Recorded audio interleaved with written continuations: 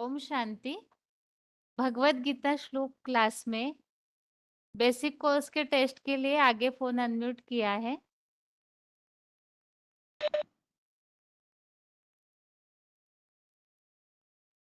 माता जी बताइए 13,562 धनौरी।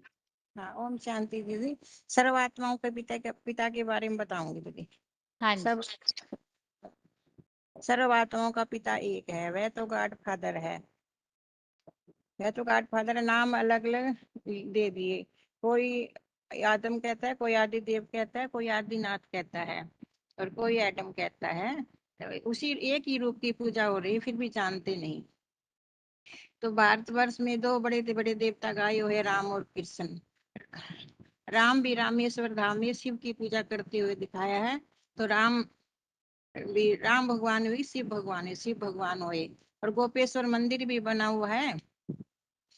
गोपेश्वर मंदिर भी बना हुआ है। तो गोप किसको कहा जाता है? कृष्ण को कहा जाता है। इससे साबित होता है कि कृष्ण भी भगवान नहीं है। और गीता में श्लोक आया है, तमेव आदि देव पुरुष पुराण है, तमेव असी विश्वस्य परम निधानम।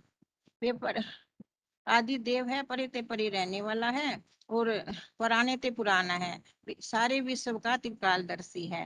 फिर ये भी और भी ज्योतिर्लिंग बने हुए हैं, केदारनाथ, बद्रीनाथ, सोमनाथ, पशुपतिनाथ। पशुपतिनाथ में भी भगवान शिव आकर, जैसे पशु सारी मनुष्य पशु जैसा आचरण करने पड़ते हैं, तो फिर भगवान आकर बंदरों को मंदिर लायक बनाते हैं। मुसलमान लोग भी मक्का मदीना में एक दीवार के अंदर गोल पत्थर काला पत्थर रखकर उसका चुम्बन करते हैं, फिर उनकी हज यात्रा पूरी होती है। उस पत्थर का नाम है संगे अस्वद। तो पहले तो ये मुसलमान लोग हमारे भारत के शिवलिंग की मूर्तियां बनी हुई थी, उनको तोड़ते थे, आज वही पत्थर को पूज रहे हैं।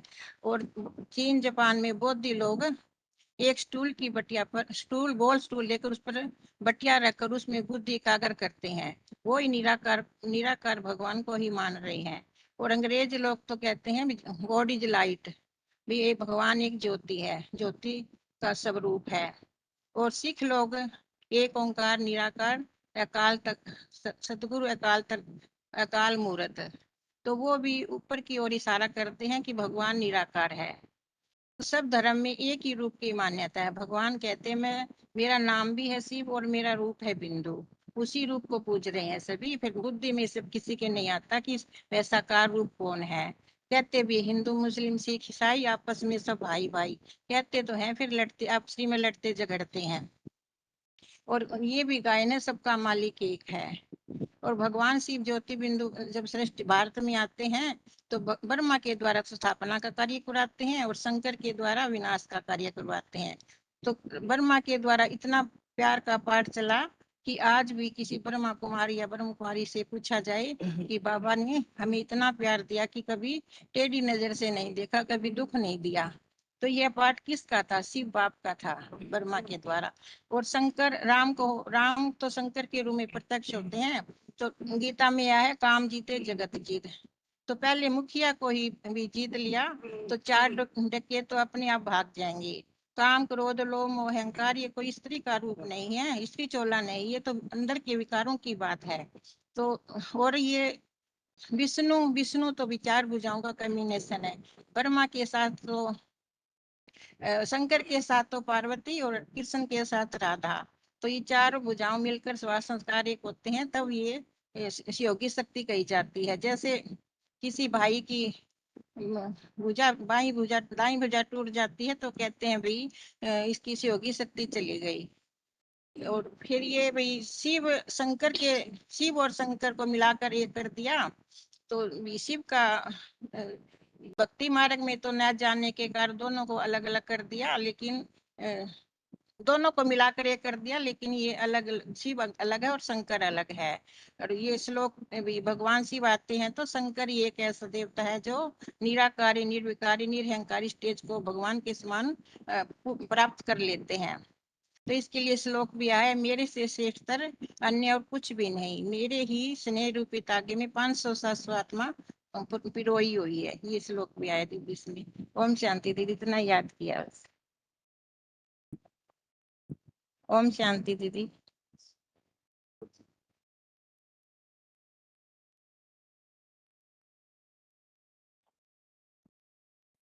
ओम शांति दीदी। हाँ जी, रोल नंबर 6305 बताइए। नासिक में देगा। 6305 नासिक में देगा। क्या? 15 अगस्त के बारे में बोलोगे ठीक है। हेलो, 15 अगस्त। हाँ, आवाज 15 ठीक नहीं अगस्त आ जो रहा है माताजी, मनाया बोलिए। जाता। हाँ जी, बोलिए। हाँ, 15 अगस्त के बारे में। हाँ जी। 15 अगस्त के बारे में बोल रही। ठीक है। हाँ। हाँ, अभी 15 अगस्त जो है वो 1947 में स्वतंत्र हुआ, तो ये भारत में मनाया जाता है, इसलिए उनको स्वतंत्र दिन कहा जाता है। परंतु ये स्वतंत्र दिन क्यों कहते हैं ये किसी को पता नहीं रहता है। तो स्वतंत्र माना है तो पे ऊपर राज्य। तो आत्मा तो स्वतंत्र है। तो कल्याण और कल्याण करने का फैसला स्वयं कर सकती है।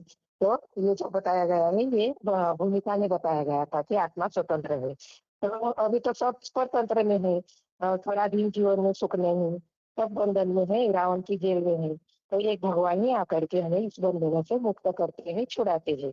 और 4 के 16 में भी बताया गया है कि जो सच्ची गीता अनुसार जो कर्म कर्म को बताया हुआ जान लेता है, वो अशुभ कर्मों से भी मुक्त हो जाता है। तो भगवान आकर के विज्ञान से अत्यंत गुप्त ज्ञान बताते हैं, जिसे जानकर हम पापों से और दुखों से मुक्त हो जाते हैं। ये लोग एक में बताया है। तो वास्तव में स्वतंत्रता किसको कहा जाता है ये तो पता नहीं। न ये आत्मा को जानते हैं, न आत्मा के तंत्र को, न परमात्मा के तंत्र को जानते हैं। तो सच्ची सच्ची स्वतंत्रता देने के लिए तो भगवान बाप आया हुआ है, जो सदैव शांत और स्वयं स्थिति में रहने वाला है। तो 12 के 12 में भी बताया है, शिरोही ज्ञानम अभ्यासात ध्यानत ध्यानम विशिष्यते।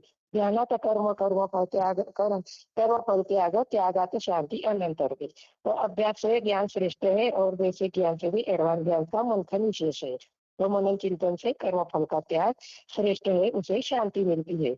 तो जो स्वयं स्थिति में रहता है वो जो स्वयं वही दूसरों को स्वयं स्थिति में रहना भी सिखाता है, आत्मिक स्थिति में रहना सिखाता है। तो आत्मिक स्थिति में रहना ही हमारा सात्विक ज्ञान है। ये 18 के 20 में बताया गया है। और स्वतंत्रता की विशेषता, स्वतंत्र आत्माओं की विशेषता बताई गई है ये सीढ़ी नंबर 1754 में, कि स्वतंत्र आत्माएं सदा निर्विघ्न रहती है, निर्मल रहती है, निर्विकल्प रहती है, सदा स्वतंत्र रहती है। वो किसी भक्त के प्रकार के बंधनों में बंधनवान नहीं होती है। तो 4 के 14 में बताया है कि न माम कर्माणि लिप्यन्ति न मे कर्म फलम स्पृहा इति माम यो अभिजानति कर्म न बंधते। न अच्छे बुरे कर्मों का बंधन है, न कर्मों के फल की इच्छा है। ऐसे जो भगवान के सदाकाल रूप को जान लेता है, वो कर्मों से भी नहीं बनता है, वो सदा सुखी रहता है। तो सबसे पहली स्वतंत्रता तो क्या है कि जब चाहे हमें देह से स्वतंत्र हो जाए, जब चाहे न्यारे हो जाए। तो ये स्वतंत्र जो आत्मा होती है कोई पुराने संस्कार में नहीं आती है, न आकर्षित होती है।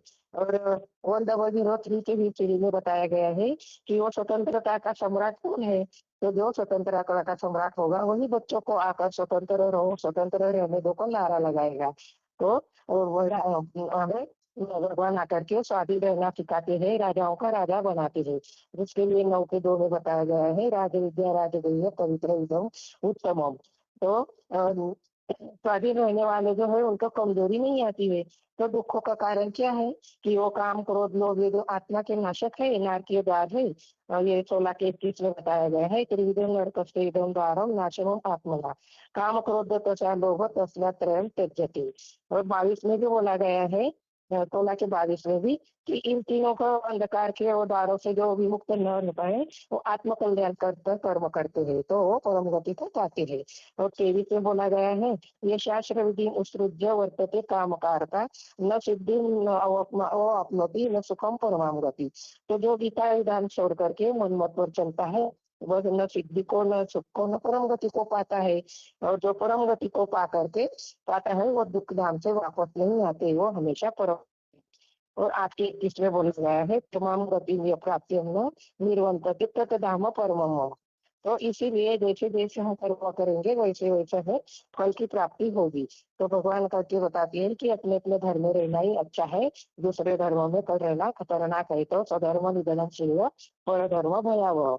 और 14 के 16 17 18 में बताया गया है, अच्छे कर्म का फल सात्विक फल कहा जाता है और राजसी कर्मों का फल दुखदायी होता है, वो तामसिक का फल अज्ञान अंधकार है। तो जिस कारण ही दुनिया विचारों में भटक रही है और मोहजाल में फंस गई है, ये 16 के 16 में बताया गया है। तो सत्वगुण से समझ शक्ति आती है, रजोगुण से लोभ लालसा उत्पन्न होता है, तमो से मूर्ता उत्पन्न होती है। तो सत्वगुण में स्थिर ऊपर उच्च स्थिति में जाते हैं और रजोगुण में मध्य में स्थित होती है और तामसी में कलयुग की अधोगति में जाते हैं। तो कहते भी है ना, मेरा भारत महान। तो क्या ये जड़ जमीन या व्यक्ति महान कार्य करेगा, नाम वाला करेगा? नहीं, सारी जगत का परिवर्तन करने वाला तो एक चैतन्य भारत है, जो 9 के 10 में बोला गया है, जगत ही परिवर्तक है। वो अपने पुरुषार्थ से ही उस समय का, उस स्थान का, उस आत्मा का परिवर्तन करता है, बलवान बनाता है। तो वही भगवान इस भारत भूमि पर अवतार ले चुके हैं, परंतु मूढ़मती लोग उन्हें पहचानते नहीं है, जिसके लिए 9 के 11 में बोला गया है कि वो साधारण शरीर में आए हुए परमात्मा से अवज्ञा करते हैं। तो बड़े बड़े क्रांतिकारी नेताएं, वीर जवान सैनिक स्वतंत्रता के लिए लड़े, बलिदान तो दिया, परंतु किसी ने उन्होंने स्वतंत्रता तो लाए, लेकिन सच्ची स्वतंत्रता न तो कोई नहीं ला सके। तो अभी सच्ची स्वतंत्रता देने के लिए भगवान इस सृष्टि पर आए हुए हैं। जैसे कल की पुराण में भी बोला गया है कि स्वतंत्रता के बाद भारत में एक ऐसा महापुरुष का उदय होगा, जो वैज्ञानिक का वैज्ञानिक भी होगा। और गोपीनाथ शास्त्री में भी कहा गया है कि पुरुष के द्वारा ही वैज्ञानिक क्रांति होगी और वो सृष्टि का निर्माण करेगा। और गाते भी है, विजय विश्व तिरंगा प्यारा झंडा ऊंचा रहे हमारा। तो ये कोई स्थिर कपड़े के झंडे की बात नहीं है, ये 3 शरीर रूपी वस्त्र है, जो चैतन्य है, जो भगवान के और भगवान के विश्व के कारण वो सहयोगी बनते हैं, मददगार बनते हैं। वो है ब्रह्मा विष्णु शंकर। तो ये ब्रह्मा विष्णु शंकर के मिला करके ओम शब्द निकला है। और माना ब्रह्मा, वो माना विष्णु, वो माना महेश। तो शंकर के लिए लाल केसरी रंग का सूचक बताया गया है, जो दुनिया में क्रांति भी लाएगा, करेगा और शांति भी लाएगा। और सफेद रंग जो है वो विष्णु के पवित्रता का सूचक है। और हरा भरा ब्रह्मा का सूचक है रंग, जो दुनिया में हरियाली लाता है। तो ये चैतन्य की आत्माएं हैं, जो दुनिया में ज्ञान की धार मारने वाले हैं। ये 3 शेर है, जिसे अशोक नाच में भी दिखाते हैं, नोटों में भी दिखाते हैं, कोट ऑफ फॉर्म में भी दिखाते हैं। तो ये वाले हैं, जो ये 3 आत्माएं जो वो एक हो जाएगी, तो ये सत्य पर विजय हो जाएगा। झंडे पर भी झंडे के ऊपर भी दिखाते हैं, सत्य में लिखा हुआ दिखाते हैं। तो एक ही सत्य भगवान है, जो सत्य के रास्ते पर चलना सिखाता है। तो उसके रास्ते पर चलने वाले ही सब भगवान का अनुगमन करते हैं। तो इस 3 मूर्ति के द्वारा ही परमात्मा भगवान बाप की प्रत्यक्षता होगी। तो ये हमारा जो रूहानी मार्शल है, मिलिट्री का मार्शल है, वो कौन है? और जनगण मन अधिनायक गाती भी है, तो अधिनायक कौन है ये किसी को पता नहीं है। तो ये जो आध्यात्मिक संगठन बना रहे हैं, भारत को स्वतंत्रता दिला रहे हैं। तो दुनिया वालों ने तो जड़ भारत समझ लिया है, या तो ये चैतन्य भारत है, जो विश्व का पिता है, वो अभी इस सृष्टि पर आया हुआ है। तो हमें इस भगवान को पहचानना है। तो झंडे में झंडे दान करते हैं, तभी झंडे को सैल्यूट भी करते हैं, क्योंकि विनाश होगा तो ये सारी 500-700 करोड़ आत्माएं जो है दुनिया, वो झंडे को प्रत्यक्षता हो जाएगी, तो वो भगवान को मानेगी। तो वो एक ही सत्य है, जिसको जो साकार तन से भी शाश्वत है, मौजूद है, जिसे सत्य शिवम भी कहा जाता है। ये भूमिका में बताया गया है। वो सबका कल्याण करने वाला है, तो अंत में उसकी और सत्य की विजय तो होती ही है। वो सत्य का कभी विनाश नहीं होता, जिसके लिए 2 के 16 में बताया है, ना ततो विद्यते भावो ना भावो विद्यते ततो। तो इस हमारे सारी जानकारी अगर आपको चाहिए, तो हमारे विश्वविद्यालय के सेंटर में आप आ सकते हैं और जानकारी दे सकते हैं। ओम शक्ति दीदी। हेलो दीदी। हाँ जी, हेलो। ठीक है माता जी, ठीक। ओम शक्ति। हाँ। आगे बताइए। ओम शांति। हाँ जी, दीदी वही 15 अगस्त के बारे में बताएंगे। बताइए माता जी। हाँ, ओम शांति। स्वतंत्रता दिवस हम लोग मनाते हैं कि उस दिन हमारा देश आजाद हुआ था, तो इसलिए ये पूरे भारत देश में बहुत धूमधाम से मनाया जाता है। और ये हमारे बहुत से महापुरुषों ने अपना बलिदान देकर देश को स्वतंत्र किया था ब्रिटिश गवर्नमेंट से और आज़ादी दिलवाई थी। और उस समय गांधी जी ने भी बहुत सारे नारे लगाए थे 40 करोड़ जनता को साथ में लेकर कि हे पतित पावन आओ, रघुपति राघव राजा राम, पतित पावन सीताराम। तो ऐसे हमारा देश तो आज़ाद हो गया।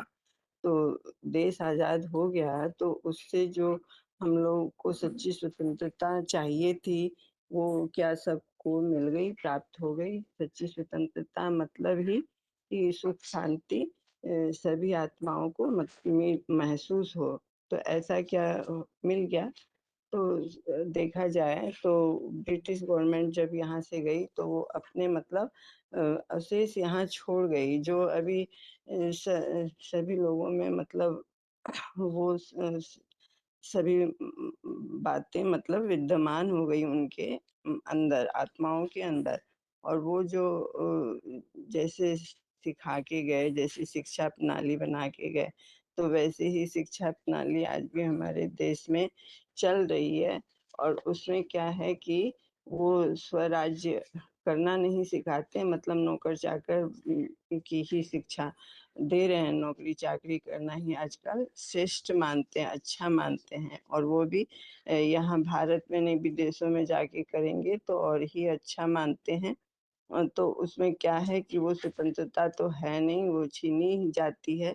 और देखा जाए तो सामाजिक स्तर पे, धार्मिक स्तर पे या नैतिक स्तर पे भी हमारी सच्ची स्वतंत्रता हमारी मतलब देश में नहीं आई है। लोग जो है कि जो ये बड़े-बड़े नेता बन के बैठे हैं कि हम अपने देशवासियों का कल्याण करेंगे, तो उनमें वो मतलब स्वार्थ लोलुपता या लोभ, ये सब बातें आ गई है जिससे कि वो मतलब जनता का कल्याण नहीं कर सकते।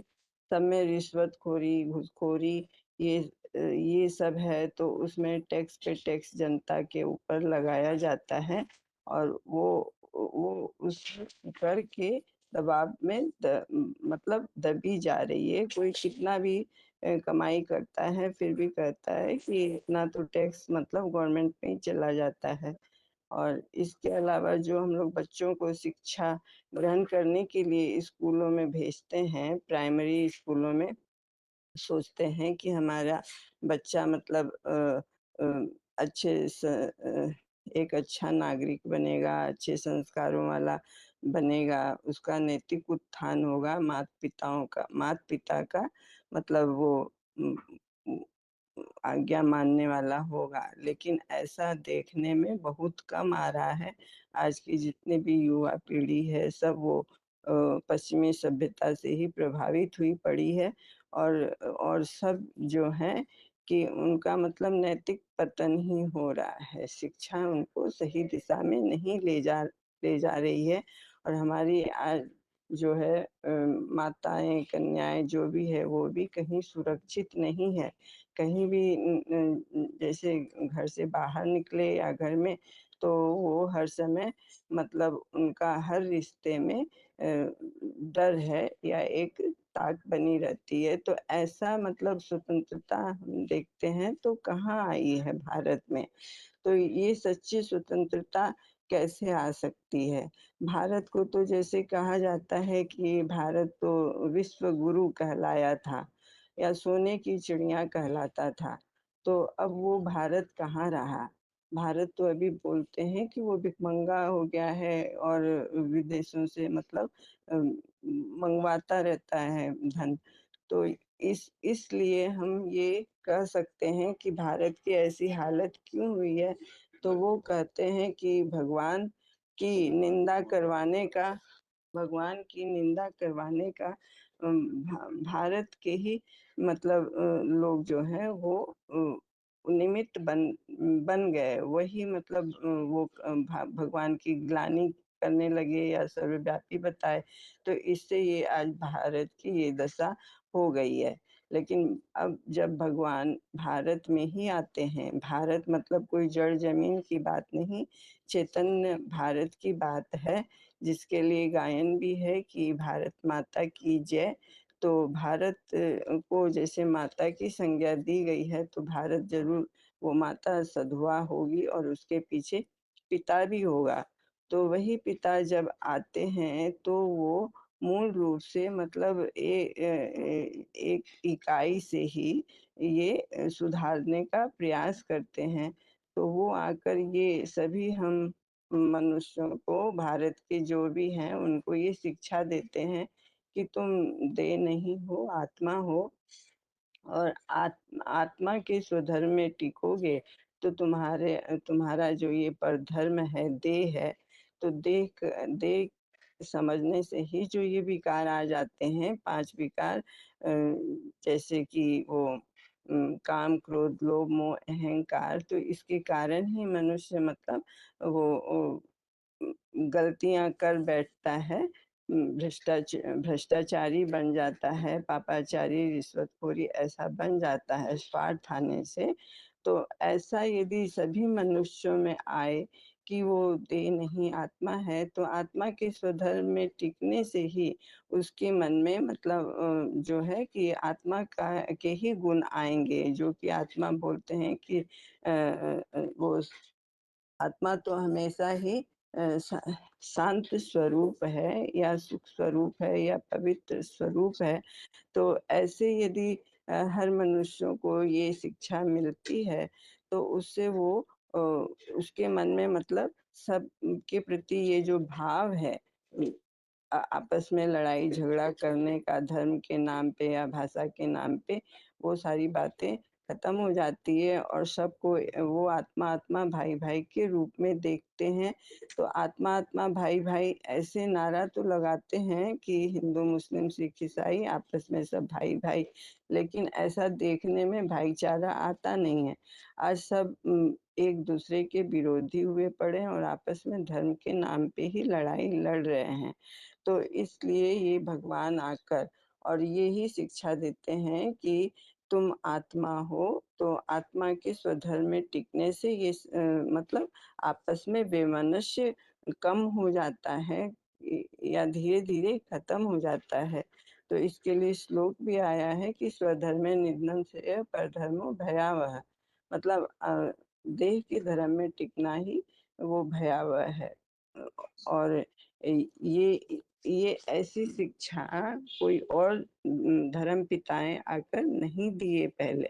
वो ये कल्प के अंत में भगवान शिव ही आकर देते हैं और भगवान तो स्वयं निराकारी हैं, तो वो तो प्रकृति का आधार लेते हैं, जो कि ये मतलब आया है कठोपनिषद में कि इदम ये कहते हैं ना कि अर्जुन का रथ वो मतलब लेते हैं, जिसको ये शास्त्रों में ऐसे दिखा दिया रथ, लेकिन वो वास्तव में शरीर रूपी रथ है और वो रथ लेके ये सारी मतलब नॉलेज देते हैं, गीता का ज्ञान और फिर कहते हैं कि तुम्हारी आत्मा जो इतनी काली कलुषित हो गई है, वही अब जो है कि मेरे से योग लगाओगे, मुझे याद करोगे, तो जैसे को याद करोगे वैसा ही बन जाओगे।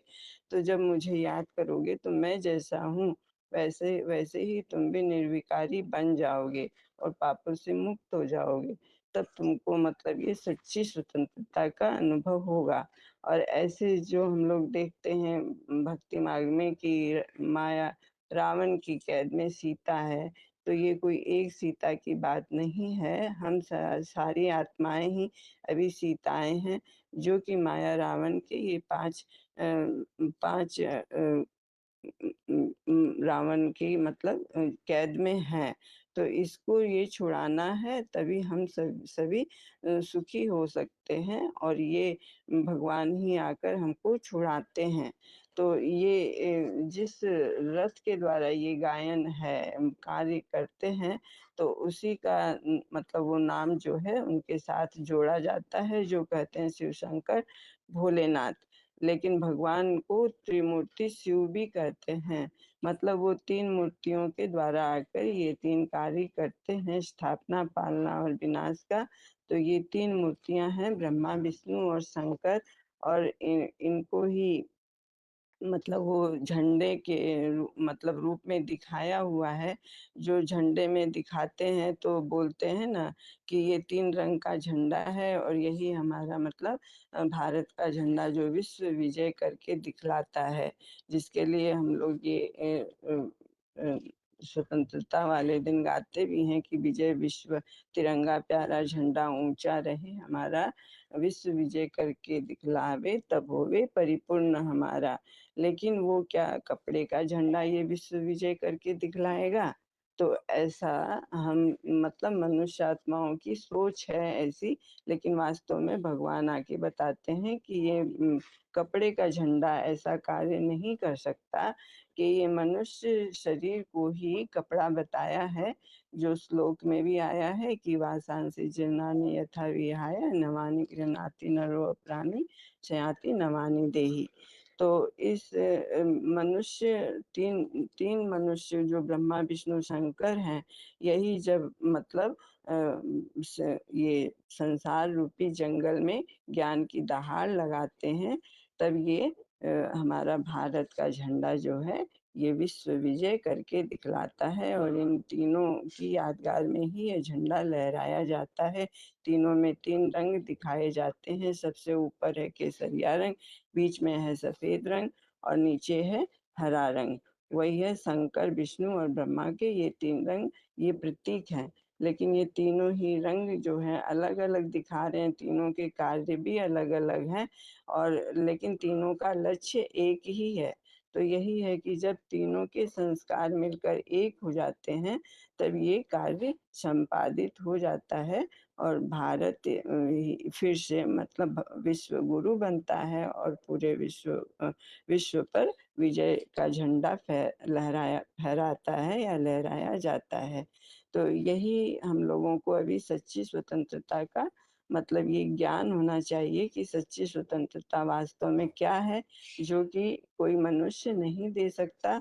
जो नर नरक ही बनाता है, ये कार्य आकर भगवान ही करते हैं, जो अभी कर रहे हैं आध्यात्मिक ईश्वरीय विश्वविद्यालय के द्वारा।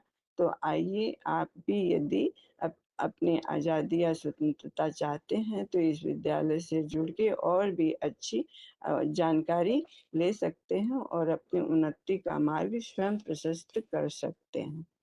ओम शांति। ओम शांति दीदी। हाँ जी मतलब बताइए। मेरा भी स्वतंत्रता दिवस के लिए हाँ जी। 15 अगस्त हर देश में हर विद्यालय में बड़े उल्लास से मनाया जाता है। कहते हैं कि इस दिन भारत अंग्रेजों की गुलामी से आजाद हुआ।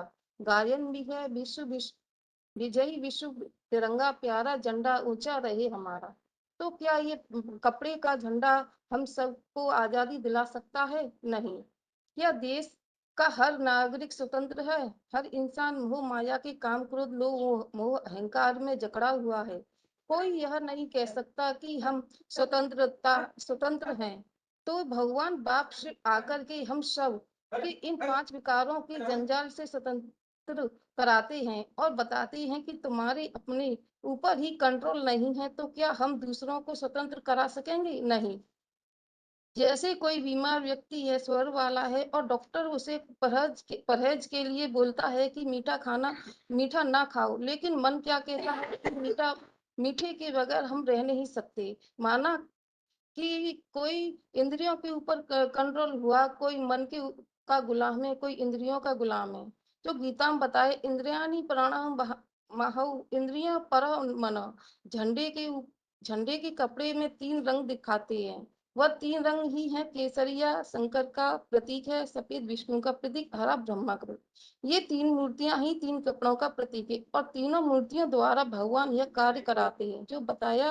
वासांसि जीयानि यथा विहाय नमामि गृह्णाति नरः प्राणि। तो ब्रह्मा द्वारा स्थापना, विष्णु द्वारा पालना, शंकर द्वारा विनाश। भगवान आकर के 3 मूर्तियों द्वारा पुरानी दुनिया का विनाश और नई दुनिया की स्थापना का कार्य कराते हैं। कहा जाता है कि भारत को सोने की चिड़िया कहा जाता था, लेकिन अब तो लोहे की चिड़िया बनकर रह गया है, जो क्रिश्चियन के कंट्रोल में मुसलमान और क्रिश्चियन के कंट्रोल में आ गया। आज सारी दुनिया रौरव नरक बन गई। जो बोला है, अनेक चित्त विभ्रांता मोह जाल सब व्रतः प्रकृता काम भोगेषु पतानि नरके अच्युतो। मनुष्य जब बहुत दुखी होता है तो आत्मा की शक्ति क्षीण हो जाती है, माना सारी सृष्टि पतित बन जाती है। तो भगवान भारत में आते हैं, माँ भा मानी रोशनी, रत मानी ज्ञान की रोशनी में लगे रहने वाला चैतन्य भारत है। भारत को स्वतंत्र रखने के लिए अनेक वीरों ने बलिदान दिए। संसार में जितने भी युद्ध हुए और भारत के वीरों का एक ही उद्देश्य था, स्वतंत्र। जैसे चाणक्य ने मगध देश के राजा धनानंद के अत्याचारों से अखंड भारत की स्थापना के लिए चंद्रगुप्त को तैयार किया। आचार्य राघवेंद्र ने अकबर के क्रूर अत्याचारों से महान प्रताप को तैयार किया। ऐसे ही रामायण में राम ने, महाभारत में पांडवों ने, कौरवों से मुक्ति पाने के लिए 1857 की क्रांति में स्वतंत्रता के सेनानियों ने भारत को परतंत्रता की बेड़ियों से मुक्त कराने के लिए युद्ध किए। क्या फिर भी वह स्वतंत्र हुए? नहीं। आज जिस स्वतंत्रता दिवस को इतने हर्ष उल्लास से भारत में मनाते हैं, क्या वास्तव में वो स्वतंत्रता दिवस है? जो गीता में बोला है, सर्व धर्म नियम सह परा धर्मो पया भया। अंग्रेजों से तो आजादी ले ली, परंतु फिर भी क्या हम आजाद हैं? 5 विकारों की जंजीर में हर कोई जकड़ा हुआ है। कहा भी जाता है, पराधीन सपने सुख नाहीं, करो विचार देखो मनमाए। क्या हमारी आत्मा स्वतंत्र है? जो भगवान बाप बताते हैं कि अगर स्व का भाव है तो सच्ची स्वतंत्रता है। सच्ची स्वतंत्रता कैसे मिलेगी? हम राजयोगी हैं। जैसे हमें स्व पर राज करने की शक्ति मिलेगी तो हम मैं सब हम सबको यह समझना है कि हम रावण की जेल में हैं, सब बंधन में हैं। सब जब अपनी आत्मा को नहीं जानते तो आत्मा के तंत्र क्या है, परतंत्रता क्या है, तंत्र क्या होती है, तो सच्ची स्वतंत्रता के लिए भगवान आए हुए हैं, जो सदैव स्व स्थिति में रहना सिखाते हैं और रावण की जेल में रहकर तो पाप ही पाप करते रहते हैं। हम वंदे मातरम कहते कहते हैं, जिस भारत माता की वंदना करते हैं, तो क्या वह भारत माता के साथ पिता नहीं है? जो बोलते भी है मेरा भारत महान, माना भारत माता के साथ साथ भारत पिता भी है, जिसकी जय जयकार भी करते हैं। और हमारे भारतीय संविधान में प्रकृति माँ की पूजा भी की जाती है। इसलिए अटल बिहारी ने भी बोला है कि यही बोला है कि भारत कोई भूमि का टुकड़ा नहीं है, ये जीता जागता राष्ट्र पुरुष है। यह बंधन की धरती है, अभिनंदन की धरती है, अर्पण की भूमि है, यह दर्पण की भूमि है। इसकी नदी हमारे लिए गंगा है, इसका हर कंकर शंकर है। हम जिएंगे तो भारत के लिए और मरेंगे तो भारत के लिए। गंगा की जल की बहती हुई हमारी अस्थियों में कोई कान लगाकर सुनेगा तो एक ही आवाज आएगी, मेरा भारत, मेरे भारत, भारत माता की जय, मेरा भारत महान। तो जड़ जमीन की बात नहीं है, ये तो कोई व्यक्तित्व की बात है। जो महान है तो वो है भगवान ही है, जो कि भारत में जन्म ले चुकी है, जो कि विश्व को एक भाषा, एक राष्ट्र, एक झंडे की रूपरेखा रेखा का कार्य चला रही है।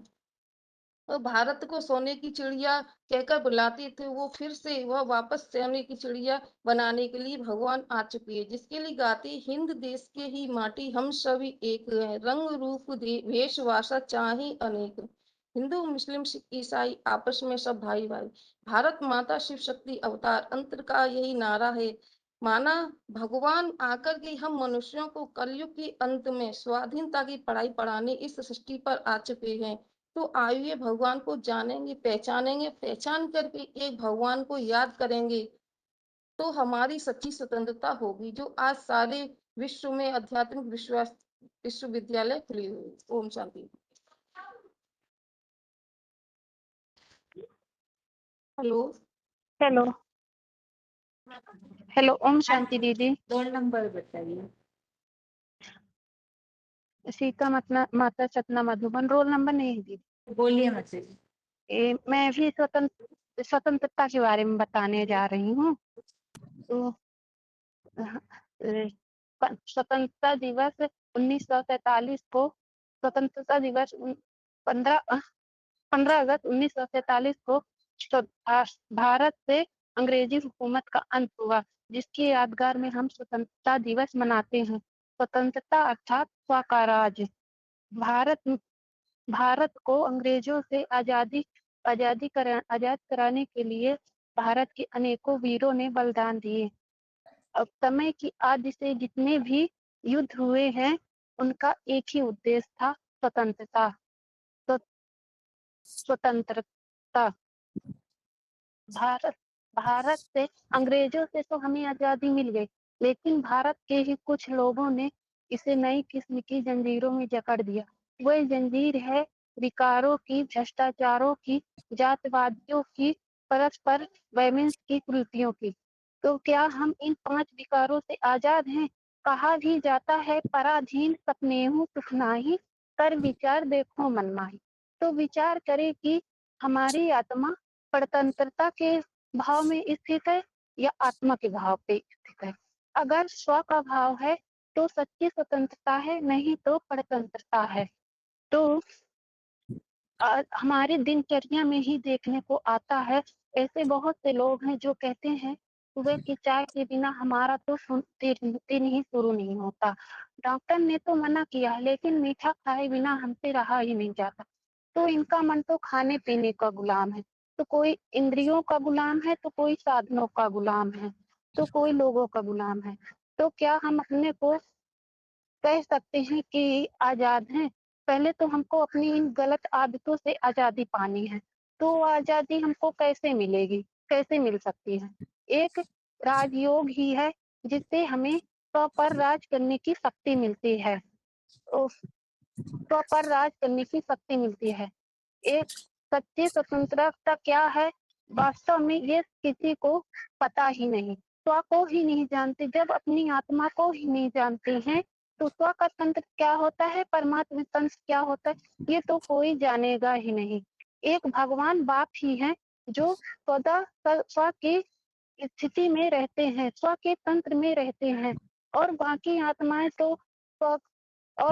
आत्माएं तो परतंत्र होकर रावण की जेल में आकर पाप ही पाप करती हैं, पाप ही पाप करती हैं। और जो जो भारत सोने की चिड़िया कहा जाता था, वह पुनः स्थापित होगा, तभी सच्ची स्वतंत्रता कहा जाएगा। एक और भी बात गौर करनी होगी कि जिस भारत माता की हम वंदे मातरम कह के वंदना करते हैं, क्या उस भारत माता के साथ पिता नहीं है? क्योंकि हमारे भारतीय सभ्यता में तो सदवा की पूजा की जाती है। क्या वह भारत जिसका जिक्र हम बार बार करते हैं, क्या वह भारत कोई स्थूल माटी का, स्थूल जमीन का टुकड़ा है? इसके उत्तर में माननीय श्री भाजपेयी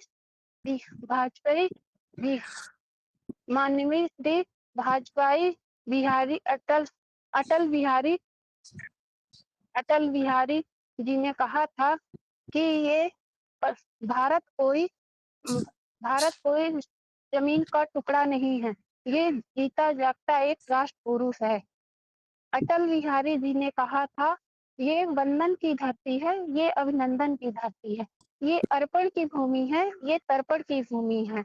इसका नदी हमारे लिए गंगा है, इसका कंकड़ कंकड़ हमारे लिए कंकड़। हम जिएंगे तो इस भारत के लिए, और हम मरेंगे तो इस भारत के लिए। और मरने के बाद भी गंगा जल में बहती हुई हमारी अस्थियों को कोई कान लगा के सुनेगा तो एक ही आवाज आएगी, भारत माता की जय। तो कहते हैं मेरा भारत महान। तो क्या भारत महान तो कोई जमीन का टुकड़ा महान काम करके दिखलाएगा कि ये कोई व्यक्ति? अगर व्यक्ति कोई महान काम करके दिखलाए तो देश का नाम वाला होता है। तो भारत कोई जड़ जमीन का टुकड़ा नहीं, वो चैतन भारत है। तो चैतन भारत भगवान इस भारत भूमि पे आ चुके हैं, चैतन भी है, तो भगवान इस भारत भूमि पे आ चुके हैं। चैतन भारत मतलब भारत शंकर के शरीर पे आ चुके हैं, चैतन भारत के शरीर पे आकर के आत्मा और परमात्मा का ज्ञान दे रहे हैं। तो एक हम बड़ी खुशी से गाते हैं, झंडा ऊंचा रहे हमारा, विजयी विश्व तिरंगा प्यारा, इसकी शान न जाने पाए, चाहे जान भले ही जाए, विश्व विजय करके दिखलाए, तब होए कर्पूर हमारा, झंडा ऊंचा रहे हमारा, विजयी विश्व तिरंगा प्यारा। तो क्या कोई कपड़े का झंडा विश्व विजय करके दिखलाएगा? ये कोई स्थूल कपड़े के झंडे की बात नहीं है, ये तीन शरीर रूपी वस्त्र की बात है, जो विश्व जो भगवान शिव के विश्व परिवर्तन के कार्य में सहयोगी बनते हैं। पहला है केसरिया, जो क्रांति का सूचक है, वो जो क्रांति का सूचक है, ये संकल्प के कार्य को दर्शाता है, जिसने आध्यात्मिक ज्ञान से सारे विश्व में क्रांति कर दी। दूसरा है सफेद, शांति का सूचक, जो विष्णु की पवित्रता को सूचित करता है, पवित्रता से ही सारे विश्व का काम, पवित्रता से ही सभी कार्य संभव है। और तीसरा है हरियाली का सूचक, ये ब्रह्मा के कार्य को दर्शाता है, ब्रह्मा द्वारा भगवान आध्यात्मिक ज्ञान देके नई सुनहरी दुनिया का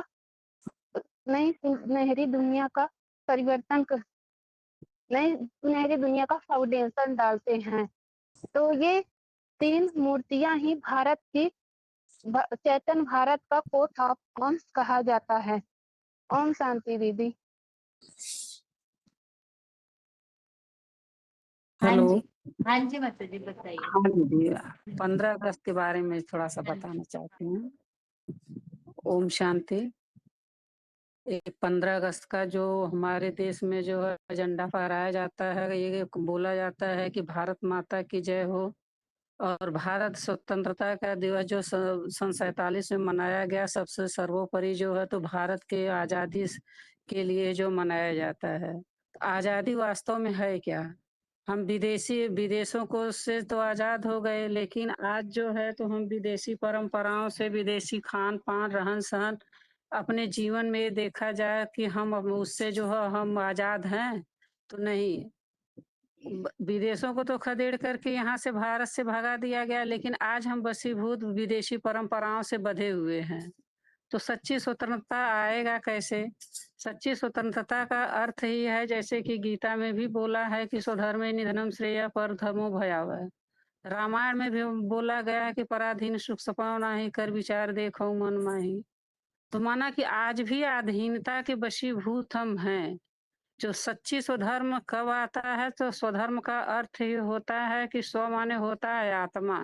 जब तक हम अपनी आत्मा में स्वतंत्रता नहीं लाएंगे, तब तक जो है तो हम सच्ची स्वतंत्रता नहीं मना सकते हैं। तो सच्ची स्वतंत्रता लाने के लिए जो सच्चा स्वतंत्र होगा, वही दूसरे को स्वतंत्रता दिला सकता है। तो इसके जो भारत को सोने की चिड़िया मानी गई है, भारत सोने की चिड़िया कहते हैं लोग, गाते भी हैं, तो पहले सोने की चिड़िया थी, लेकिन आज जो है नहीं, क्योंकि आज जो है तो अधीनता। क्योंकि किसके अधीन हो गए? जैसे कि अंग्रेजों की, आज से 100 साल पहले जो है तो अंग्रेजों के सब के बंधे हो गए, फिर मुसलमानों के, तो माना कि अधीनता, तो हम उनकी अधीनता पर चल रहे हैं।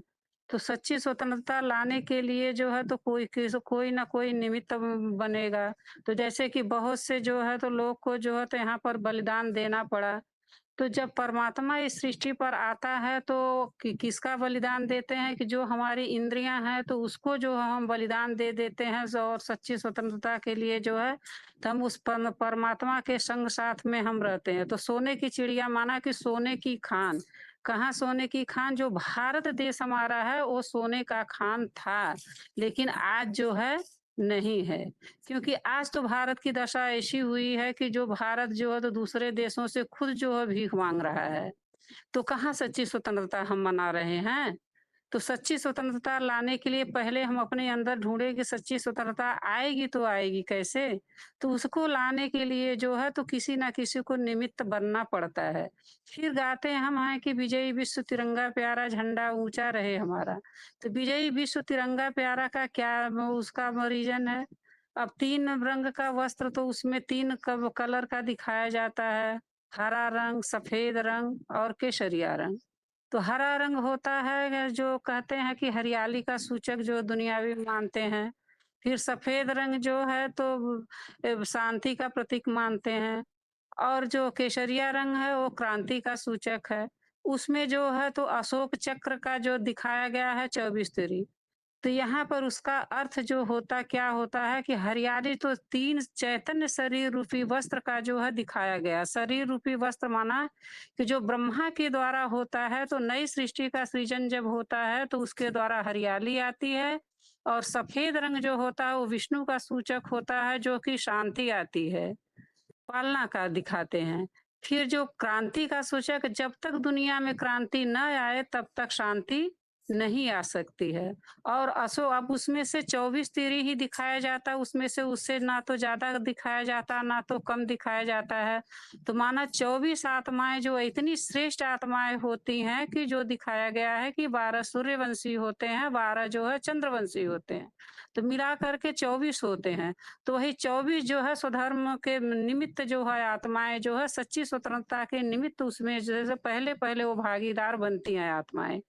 तो वो जो है तो वहां पर ये जो है विजयी विश्व तिरंगा प्यारा दिखाया गया है। तो जब भगवान इस सृष्टि पर आता है तो सच्ची स्वतंत्रता लाने के लिए जो है निमित्त बनता है। तो आज से जो है 1947 से 1936 से परमात्मा आ करके इस सच्ची स्वतंत्रता का कार्य जो है तो चालू किया। अब उसमें से जो है तो जगह जगह पर जो है आध्यात्मिकता के द्वारा जो है संदेश दिया जा रहा है कि सच्ची स्वतंत्रता लाने के लिए आप लोग जो है तो यहाँ आध्यात्मिक परिवार से जुड़ करके सच्ची स्वतंत्रता लाने के लिए जो है निमित्त बनिए। ओम शांति दीदी। ओम शांति। हाँ जी। 15 अगस्त पर बोल रहा हूँ। हाँ जी। 15 अगस्त हर साल मनाते हैं भारत में। जो कहते हैं कि पहले हम गुलाम थे तो हमारा आज़ादी जो है से 1947 में मिला। तो वास्तव में पूछा जाए कि क्या आपको आज़ादी मिल गया, तो किसी से पूछेंगे तो कहेंगे, पर वास्तविकता आज़ादी तो किसी को मिला नहीं है। वास्तव में तो आत्मा जो है जो स्वतंत्रता जो है वो जो है अपने ऊपर पहले स्वतंत्रता होना चाहिए। तो ये जो तिरंगा झंडा स्वतंत्रता दिवस पर मनाते हैं, तो वास्तव में 3 झंडे का अधिकार जो है से कोई कपड़े का झंडा नहीं है। ये वास्तव में ये 3 जो है से हमारे जो झंडे का जो दिखाया जाता है कि 3 कपड़े का झंडे हैं, वास्तव में ये ब्रह्मा विष्णु शंकर 3 आत्माओं का अधिकार है, जो कहते हैं विश्व विजय तिरंगा प्यारा झंडा ऊंचा रहे हमारा। ये तो विश्व विजय करने वाले तो ये 3 आत्माएं ही हैं जो सारी दुनिया पर जो है से विश्व विजय करके दिखाते हैं। तो इसमें दिखाते हैं कि जो जो झंडे में दिखाते हैं कि ये 3 झंडे हैं, तो वास्तव में ये 3 झंडे का अधिकार जो है से ये 3 देवताओं के ऊपर पड़ता है। जब भगवान बाप इस सृष्टि पर आते हैं तो जो है से सभी आत्माओं को स्वतंत्र करते हैं। जो ऐसे भी कहते हैं कि हिंदू मुस्लिम सिख से आपस में भाई भाई, तो ये जो ऐसे भाई भाई ऐसे कह देते हैं, पर ये तो ऐसे कोई मानते नहीं है। ऐसे मुंह से कह देते हैं पर ये प्रैक्टिकल तो किसी का होता नहीं है। वास्तव में जब हम एक परमपिता परमात्मा के जब बच्चे बनते हैं, परमपिता परमात्मा जो सृष्टि पे आते हैं, तो जो सच्ची स्वतंत्रता देते हैं, तो उनको हम पहचान करके हम उनको जान करके हम उनको जो श्रीमत पर चलते हैं, तभी हम भाई भाई हम कह सकते हैं, भाई भाई का हमारा रिश्ता सही साबित होता है। तो इससे हम सभी को यही बताएंगे कि जो वास्तव में जो कपड़े का झंडा जो है, ये वास्तव में एक कपड़े के झंडे की बात नहीं है। वास्तव में ये यहाँ भारत में जो है से भगवान बाप जब आते हैं तो इस सृष्टि पर जो है से वो आकर के सच्ची स्वतंत्रता का जो है से सबको ज्ञान देते हैं। तो इसमें जो भारत में जो स्वतंत्रता के लिए जैसे भविष्यवाणी भी विदेशों में किया गया है, जो कि जो भारत में एक ऐसे महापुरुष का उदय होगा जो वैज्ञानिक का भी वैज्ञानिक होगा। वह आत्मा और परमात्मा के रहस्य को प्रकट करेगा। आत्मज्ञान उसकी देन होगी, उसकी वेशभूषा साधारण होगी, उसका स्वास्थ्य बालकों जैसा, योद्धाओं की तरह साहसी, अश्वनी कुमार की तरह वीर युवा और सुंदर शास्त्रों का प्रकांड विद्वान पंडित मानववादी होगा। तो ऐसे हमारे ऐसे कई के वैज्ञानिकों ने भी भविष्यवाणी किया हुआ है। तो उसमें दिखाते हैं कि जो झंडा जो हम फहराते हैं तो उसमें जो है चक्र दिखाते हैं, अशोक चक्र। तो अशोक चक्र जो है से उसका जो है से वास्तव में जो है से अदगार जो है से यहाँ इस परमात्मा ही बताते हैं कि जो अशोक चक्र जिसका कोई शोक नहीं हो। तो भगवान बाप इस सृष्टि पर आकर के ऐसा जो है से सृष्टि बनाते हैं जो 2.5 वर्ष का जो है कोई दुख का नाम निशान नहीं होता है। तो उसमें जो है से दिखाते हैं अशोक चक्र में जो है दिखाते हैं कि शेर का जो चित्र दिखाते हैं कि उसमें चित्र दिखाते हैं अशोक चक्र में शेर का दिखाते हैं। तो वास्तव में भगवान कहते हैं कि वास्तव में 3 जो ब्रह्मा और शंकर जो है वास्तव में 3 यही शेर हैं। जब ये ब्रह्मा विष्णु और शंकर जो 3 मूर्तियों के द्वारा जब ज्ञान जब सृष्टि पर भगवान बाप आकर देते हैं तो इनका मुकाबला दुनिया में कोई नहीं करता है।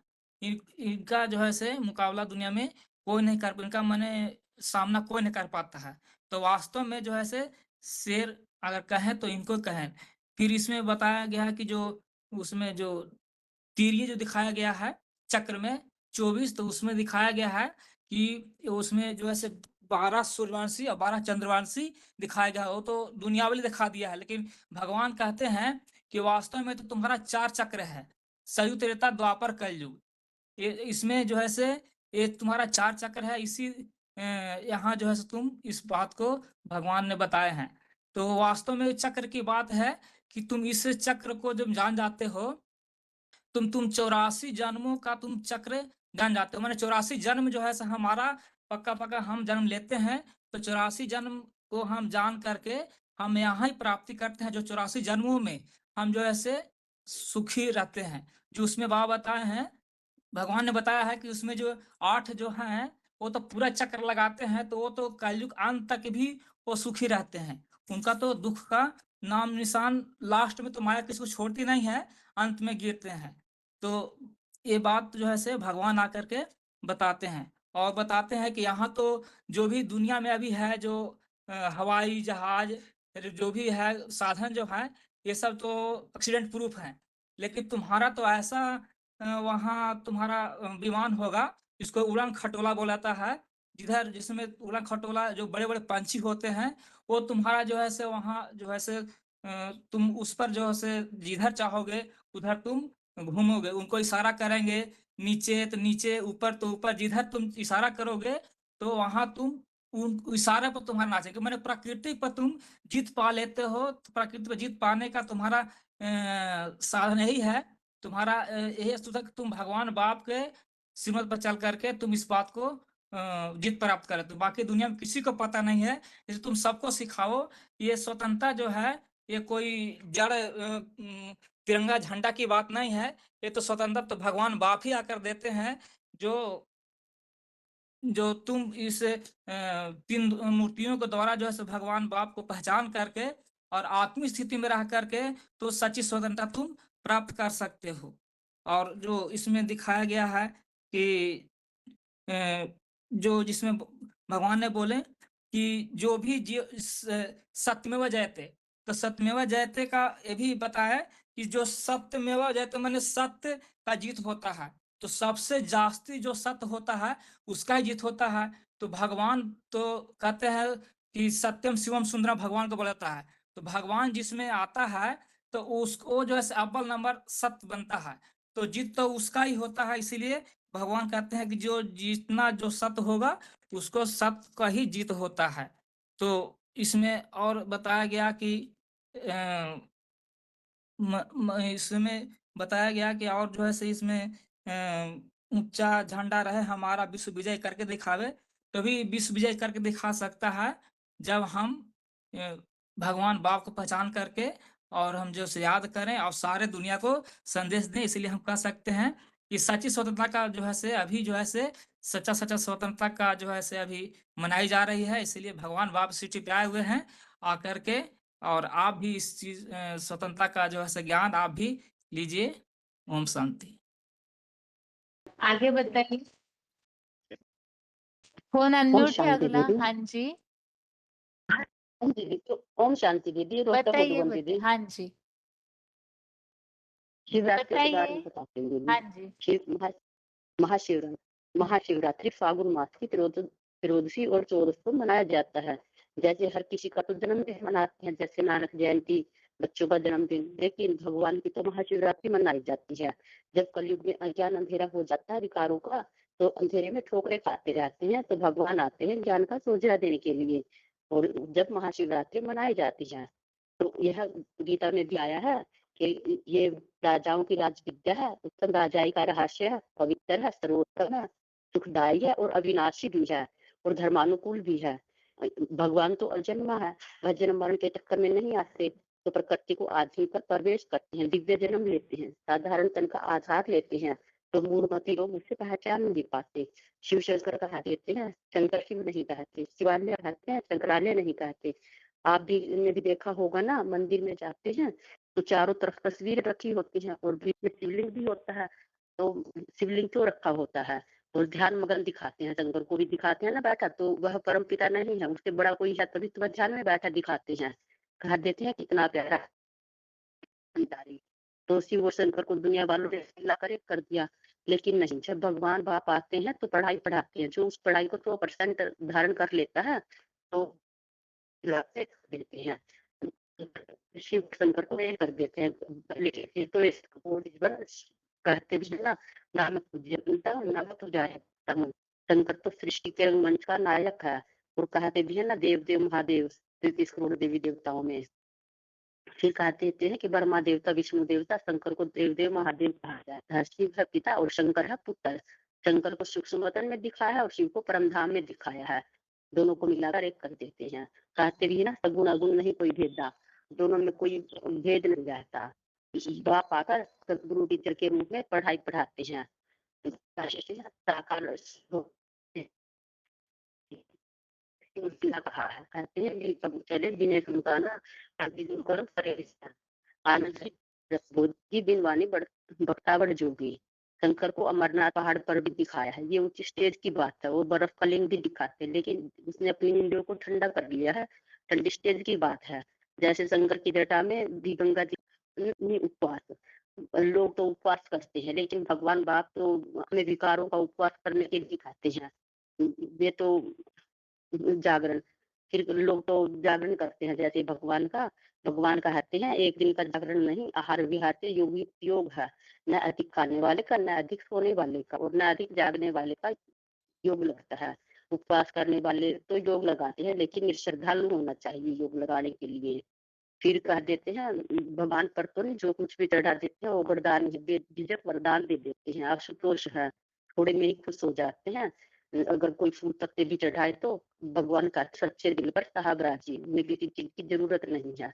और नेपाल में भी पशुपतिनाथ दिखाया है, जब मनुष्य पशुओं के समान हो जाते हैं तो उनको नाचने के लिए बंदर से मंदिर लायक बनाने के लिए भगवान आते हैं। फिर उसके वो दिखाए हैं अलंकार, जैसे कि त्रिशूल दिखाया, जटा दिखाते हैं कि आधी खुली है और आधी बंद है, लेकिन वो आधा रहस्य खुला है और आधा बंद है। और गंगा पर जटा में गंगा भी दिखाई है, ये कोई पानी की गंगा की बात नहीं, ये तो कोई पवित्र कन्या की बात है जो ज्ञान का विस्तार करती है।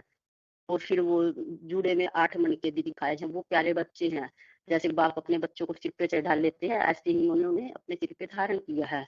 फिर सिर पर सांप भी दिखाते हैं, वो है अहंकार का है। फिर गले में दिखाते हैं, वो मोह का है। और फिर कमर में लपेटे दिखाते हैं तो वो काम विकार का है। और जो दोनों हाथों में दिखाते हैं वो लोभ और क्रोध का है। और जैसे कहते हैं ना, चंदन पर सांप लिपटे रहते हैं वृक्ष पर, तो उनमें कोई फर्क नहीं पड़ता, इसी तरह उन पर भी सर्पों का कोई फर्क नहीं पड़ता। और फिर डमरू दिखाते हैं, तो वो जो उसके अंदर गांठ होती है तो दोनों तरफ बजती है, एक तरफ देवताओं को खुश करती है और राक्षसों को खुश करती है। और जो शरीर पे भस्म लपेटे हुए है वो देवान को राख कर रखा, उन्होंने अपने कामदेव को भस्म किया था तो वो राख हो गई। बस दीदी इतना ही याद है। ओम शांति दीदी।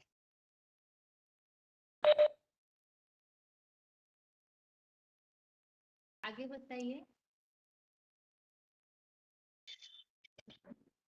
कंचन माता जी मानसा बताइए। और किनका अनम्यूट है? हेलो ओम शांति दीदी। तो बताइए आगे, फोन अनम्यूट है जिनका। हेलो। हाँ हाँ जी। जी, और शांति दीदी, हाँ मैं स्वतंत्रता दिवस के बारे में बताना चाहती हूँ। ठीक है। स्वतंत्रता का मतलब क्या होता है बताते हैं हम। स्वतंत्रता बाप बाप आकर हमको सिखाते हैं स्वतंत्रता का मतलब क्या होता है। स्वतंत्रता बाप कहते हैं स्वतंत्र रहो, स्वतंत्र रहने दो। और अभी तक तो सब नौकर ही बने हैं, कहते हैं नौकरी करो नौकरी करो नौकरी करो।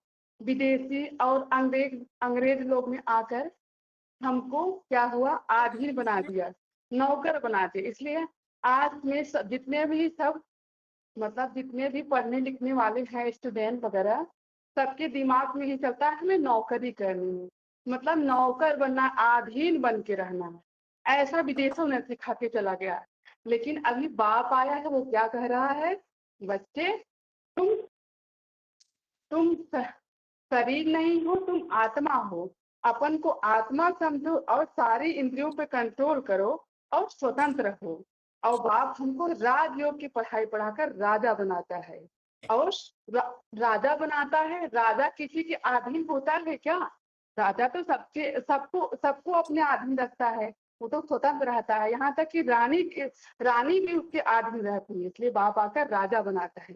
वो राजयोग की पढ़ाई पढ़ाता है, कहता है तुम अपन को आत्मा समझो। और कहा गया है भारत सोने की चिड़िया, ऐसे गाया जाता है। लोग पहले गाते थे, लेकिन अभी भारत जो सोने की चिड़िया थी, अभी तो रावण का राज आ गया है। जब से विदेशी द्वापर से आए, तब से अपने आदमी बना के माताओं को भी आदमी बना दिया। तब से माताओं पुरुष के आदमी रहने लगी। नहीं तो पहले भारत की माताएं सोने की चिड़िया थी। कहते थे ना कि ऊपर से देखो सोने की चिड़िया जा रही है, उड़ रही है, पकड़ो पकड़ो पकड़ो, किसके हाथ लग जाए। लेकिन सोने की चिड़िया उड़ चुकी है। और त्रिमूर्ति बताती हैं, भगवान बाप जब शिव बाप आते हैं धरती पे, तो त्रिमूर्ति से आते हैं। तीन मूर्ति का ज्ञान देते हैं। तीन मूर्ति मतलब क्या होता है, ब्रह्मा विष्णु शंकर। उ माँ, इसको ये भी कहा गया है। तो इसका अर्थ हम समझते हैं। त्रिमूर्ति का ब्रह्मा का मतलब क्या होता है, ब्रह्मा का मतलब स्थापना होता है। स्थापना मतलब हमारे अंदर अच्छे गुण और मतलब अच्छे दिव्य गुणों की स्थापना बाप करते हैं। और फिर उसके बाद क्या आता है, शंकर आता है तो त्रिमूर्ति में ब्रह्मा विष्णु शंकर, लेकिन बाबा ने बीच में शंकर को लाया। क्या लाया, किस लिए? क्योंकि पहले विकारों का विनाश करेंगे, स्थापना करेंगे और विनाश करेंगे, तब तो पालना करेंगे ना। तो शंकर के द्वारा हमारे अवगुण जितने हैं अंदर के, उसको विनाश करते हैं। अवगुण मतलब वही जो 5 विकार है, काम क्रोध लोभ मोह अहंकार। और हमारा 5 जो तत्व बॉडी बनी है, शरीर, वो पृथ्वी जलवायु अग्नि और आकाश, इसको जला के राख मतलब इसको मतलब भस्म करना है योग अग्नि में। और फिर उसके बाद विष्णु आता है, उसके द्वारा हम अब जो भी स्थापना किए हैं उसको अंत तक पालना करना विष्णु के द्वारा अपने। वो दिव्य गुण जो है उसकी बात कर रही हूँ। और तिरंगा क्या है, तिरंगा में हरियाली है। तो कपड़े का झंडा जो स्कूलों में आज गाते हैं ना, कपड़े का झंडा विश्व विजय करके दिखलावे। तो कपड़े का झंडा कौन सा विजय विश्व करके दिखलाएगा? बाबा ने कहा माउंट एवरेस्ट में जाके खड़ा कर दो, तो उसको झंडे का बोलो कि विजय विश्व करके दिखलाएगा? बिल्कुल नहीं। इसका मतलब बाप आके सच्ची बात बताते हैं, कहते हैं इसका तीन आत्मा रूपी जो कपड़ा है वो वस्त्र की निशानी है। तो कपड़ा बताते हैं कौन कौन से हैं, तो ब्रह्मा विष्णु शंकर है। उन्होंने ऐसे बाप के कार्यों में सहयोग दिया कि इनका विजयी विश्व करके मतलब झंडे के रूप में लहराने का वो गायन आ गया। और उसमें तीली दिखाते हैं, तीली 24 तीली है उसमें। तो अशोक चक्र कहते हैं उसे। अशोक मतलब क्या होता है, उसमें 4 चक्र हैं। 4 का मतलब क्या है, सतयुग त्रेता द्वापर कलयुग। और 24 तीली का मतलब क्या होता है, बाबा ने क्या अष्ट दिन, अष्ट 8 गुणे 3 मतलब 24। 8 गुणे 3 का मतलब 8 त्रिक 24, 24 तीली हो गए। तो 12 सूर्यवंशी और 12 चंद्रवंशी, इसकी यादगार है। और इसके बाद क्या है, हाँ,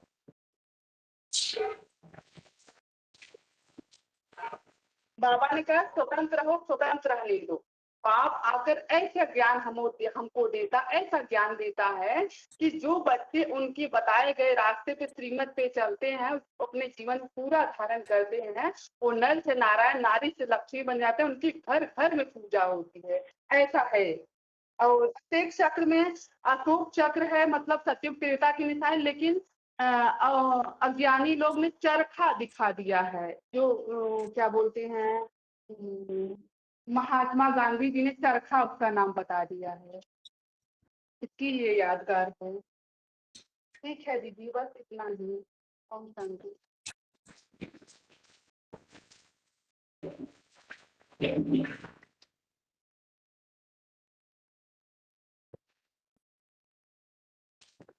आगे बताइए, मानसा के माता जी बताइए।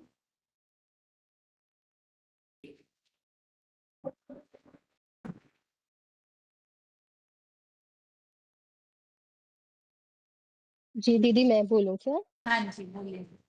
जी दीदी, आगे का बोलती हूँ। जो कल मैंने 2 पॉइंट ही बोला था कि अंतिम समय की क्या निशानी है। आगे बताया है अंतिम समय की निशानी की बॉम्ब से आतंक और मौत का डर फैला हुआ है सारी सृष्टि में। और दूसरा, हर धर्म के 2-2 छेड़े हो गए जो आपस में लड़ रहे हैं। VCD 2022 मतलब 2022। दुनिया में किसी देश के पास इसका जवाब नहीं है अभी। बड़ी बड़ी महाशक्तियां अपने को कहलाने वाली इन मुट्ठी भर आतंकवादियों को कंट्रोल नहीं कर पा रही हैं। मौत का आतंक सबसे बड़ा होता है, और अगर महामौत आ जाए तो, महामौत माने सृष्टि का अंतकाल, महाविनाश, फिर कितना आतंक फैल जाएगा सारी दुनिया में। तो महाविनाश करने वालों का भी कोई ग्रुप होगा या नहीं? क्रूर स्वभाव के हैं। VCD 1864। कलयुग के अंत में बहुत हंगामे हैं। चीनियों का आपस में, जहां भी बुद्ध धर्म है, चीन, बर्मा, जापान, भूटान, ये सब आपस में लड़ते हैं। क्रिश्चियंस भी आपस में लड़ते हैं, रूस और अमेरिका। इस्लामी भी आपस में लड़ते हैं। मोहम्मद आया, इस्लामियों में फूट पड़ गई, मुस्लिम धर्म स्थापन कर दिया। अभी अभी धर्मों की बिगड़ी हुई है, सब जर्जरीभूत अवस्था में है। कोई भी हालत में उसको उथल पुथल होना ही है, बदलना ही है, सबको तमो प्रधान बनना ही है। और इसका उपाय मतलब जो अभी इतने धर्म फैल गए, उसका उपाय गीता में बताया है, सर्वधर्मान परित्यज्य मामेकम शरणम व्रज। फिर आगे का पॉइंट है कि गवर्नमेंट भ्रष्टाचारी हो गई है, ये भी अंतिम समय की निशानी है। तो भ्रष्टाचारी हो गई तो क्या करती है कि लोग कन्या माताओं का अपहरण करते हैं, गवर्नमेंट कुछ नहीं कर पाती। वे खुद ही रिश्वत लेते हैं, और उनकी खुद की ही कन्या सुरक्षित नहीं है तो वो किसी को क्या सुरक्षा देंगे, और वे चोरी भी करते हैं। VCD 3298। अरे कोई किसी की स्त्री को चुराए ले जाए, कौन से युग में, कौन से युग की बात है? भ्रष्ट युग की बात है। तो क्या कहेंगे, उसकी इज्जत गई या बरकरार रही? गई। तो देखो, यहाँ तो बहुतों की इज्जत जाती रहती है, कितने किडनैप करते रहते हैं। अभी तो गवर्नमेंट के लोग भी कन्या माता का अपहरण करते हैं। अरे 40-40, 50-50 को इकट्ठा करके अपहरण कर लेते हैं, विदेशों में या भारत में। विदेशों में तो फिर भी हालात अच्छे हैं, भारत में तो एकदम रावण राज्य में सब भ्रष्टाचारी बन गए। और इसी प्रकार महाभारत में भी दुर्योधन को अधर्मी राजा के रूप में देखा जाता है, जिसमें कन्या माता की सुरक्षा के बजाय द्रौपदी का अपमान, गंधर्वों की कन्या के साथ भी बल का प्रयोग दिखाया गया है। और श्लोक मिलता है 16 का 7। प्रवृत्तिम च निवृत्तिम च जना न विदुह आसुरा। आसुरी गुण वाले करने योग्य कर्म को और त्यागने योग्य कर्म को नहीं जानते, इसलिए उनमें न शुद्धता होती है, न सदाचार और न सत्यता होती है। आगे VCD 630। आज की दुनिया में गरीब गरीब बनते जाते हैं, साहूकार साहूकार बनते जाते हैं। गरीब जो गरीब बनते जाते हैं, इनकी फिर रक्षा कौन करता है? फिर इनकी कोई रक्षा करता है क्या? तुम सतयुग में कितने साहूकार थे, अभी फिर बनते हो। सतयुग में जमीन जायदाद पर मारामारी नहीं होती है, यहाँ पर देखो पैसों पर कितनी मारामारी होती है। सब डाकू बन गए हैं। सब डाकू बन गए माना यथा राजा तथा प्रजा। रिश्वत कितनी मिलती है? रिश्वत लेने वाले भी एक तरह के डाकू हैं। ये तो रिश्वतखोरी जितना बंद करते हैं, ये और ही जास्ती बढ़ती जाती है। 16 का 12 अन्यायेन अर्थ संचयान। लोग अन्यायपूर्वक धन एकत्र करते हैं। VCD 453। अभी सब कुछ झूठ हो गया है, झूठ खंड है, तो तुलसीदास ने भी बोल दिया, झूठे लेना झूठे देना, झूठे भोजन झूठ चबेना। सब कुछ खाना पीना बोलना चलना सब झूठ ही झूठ, धंधे धोरी भी सब झूठ हो गए।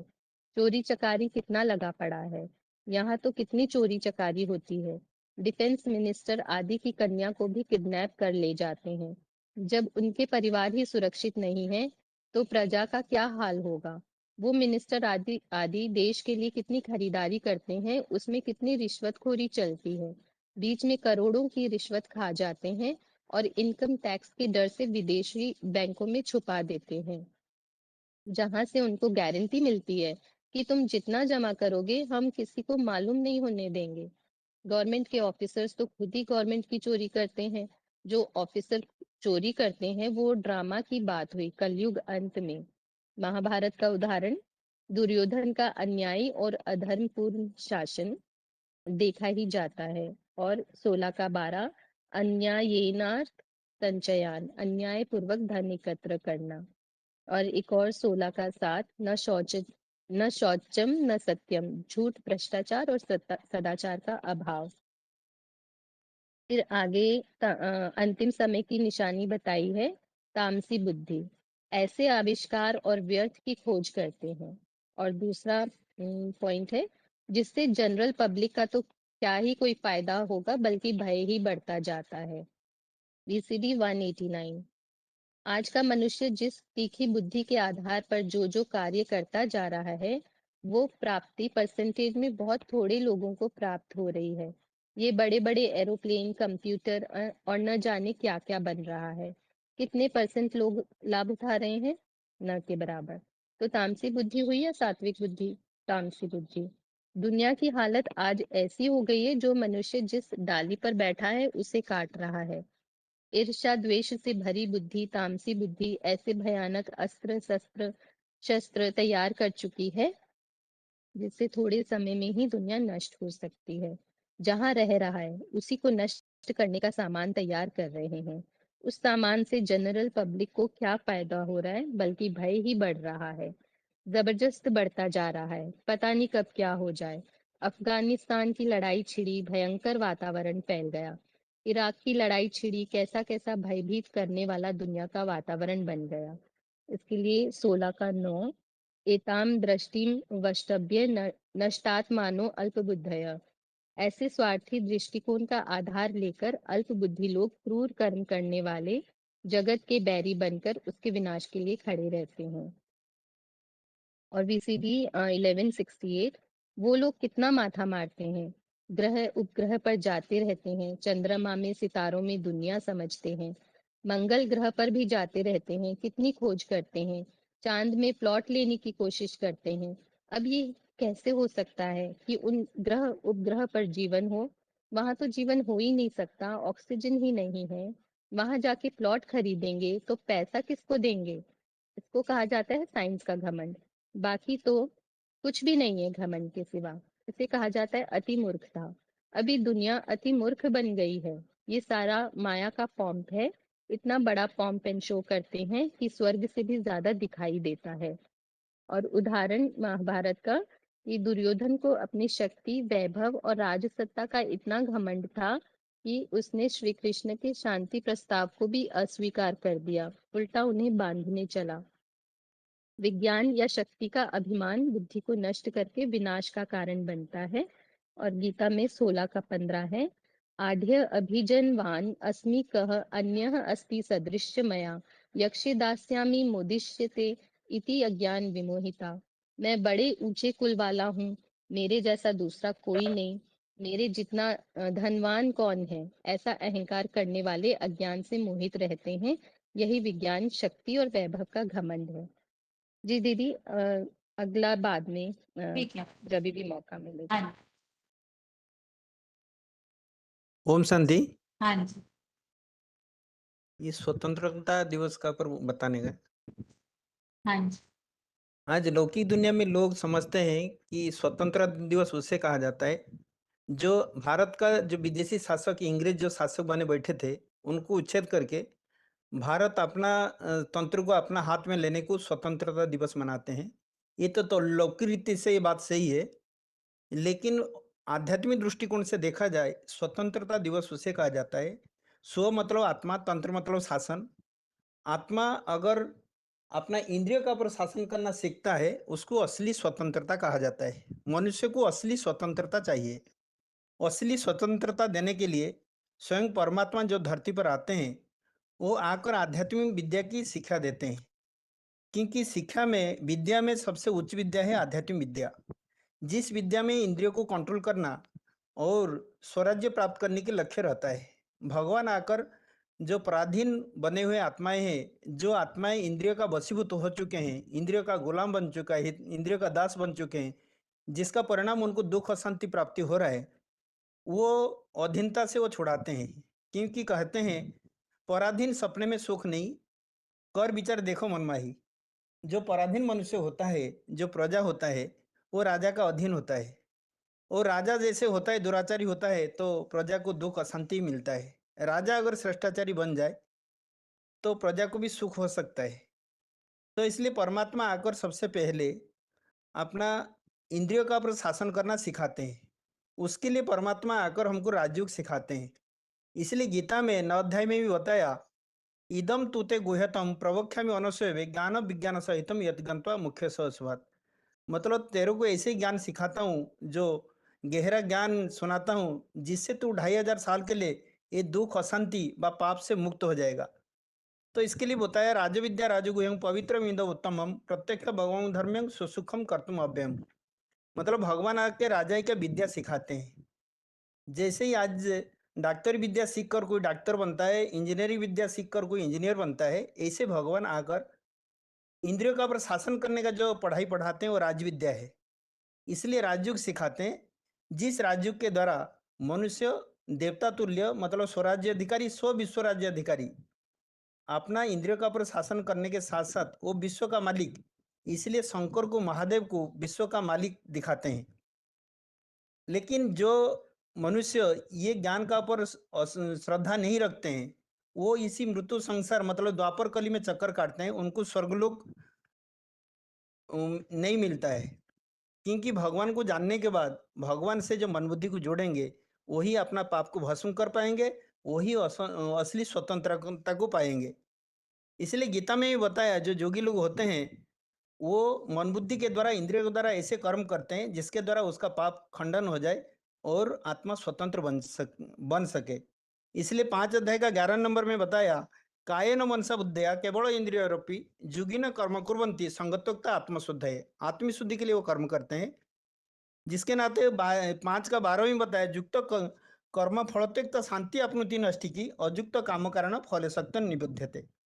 जो युगी व्यक्ति होता है वो भगवान से युक्त होकर निर्बंधन होता है और शांति को प्राप्ति करता है। और हर कर्म करते हुए भी, हर इंद्रिय से कर्म करते हुए कि भगवान से युक्त होना है, तब भगवान को प्राप्ति कर सकते हैं। इसलिए बोला है कि नैव किंचित कर्म इति युक्तम मन्यते तत्वविद पश्यन् शृण्वन् स्पर्शन जिघ्रन् असनन् गच्छन् स्वपन श्वसन प्रलोभन विसृजन गुणन उन्नीसन निमिषन अपि इंद्रियाणि इंद्रियार्थेषु वर्तन्त इति धारण। तो भगवान को जानने के बाद हर इंद्रिय से कर्म करते हुए भी आत्मा अगर भगवान की याद में रहेगा तो उसको असली स्वतंत्रता वो प्राप्त कर सकता है। इसलिए बोला, हे अर्जुन तू हर समय मेरे को याद कर, क्योंकि मेरे को याद करने से मेरा अंदर जो राजाई भाव है वो तू प्राप्त कर सकता है। इसलिए 8 का 7 में बोला, तस्मात् सर्वेषु कालेषु मांग अनुस्मर युद्ध च मयि अर्पित मन बुद्धि माम एव यस्यसि असंशय। और 8 का 8 में भी बोला, अभ्यास युगयुक्त न चेतसा नान्यगामिना परम पुरुषं दिव्यं यान्ति पार्थ अनुचिंतन। भगवान का ज्ञान का मनन चिंतन मंथन करते हुए, भगवान के साथ बुद्धि युग जोड़ते हुए अगर हम दिन निर्वाह करेंगे तो हमारा अंदर वो स्वयंता, भगवान का अंदर जो एकाग्रता की शक्ति है वो शरीर में ही प्रवेश करता है, इंद्रियों के द्वारा कर्म करता है, लेकिन कर्म का फल को वो भोगता नहीं, क्योंकि वो भोगता है। जो कलयुग का अंत में जब आत्मा इंद्रियों का अधीन हो जाता है, परमात्मा आकर यही ज्ञान देते हैं, वास्तव में तुम शरीर नहीं हो, तुम आत्मा हो। ये शरीर समझना ये सबसे बड़ा पराधीनता का नींव है।